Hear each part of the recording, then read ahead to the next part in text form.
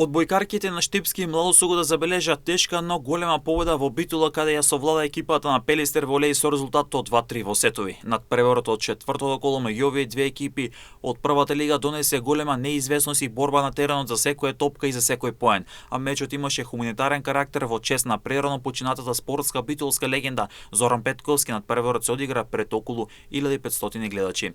Пелистер Волеј го отвори мечот со освоен сет со резултат од 25-22, но веднаш врати Штипскиот тим со ист резултат, односно 22-25 за 1-1 во сетови. Третиот сет мина во знакот на доминацијата на штипските одбојкарки, кои го добија третиот сет за 1-2 со резултат од 13-25. Но домашниот тим во преполната битолска сала Боро Чурлевски не се предаваше изравни на 2-2 во сетови, откако во четвртиот сет славеше со 25-20. Вршевачкиот пети сет тимот на Младо Сугода од Штип беше подобар со 12-15 за конечни 2-3 и голема радост кај одбојкарките за овој тежок надпревар кој имаше среќен крај за Младо Сугода.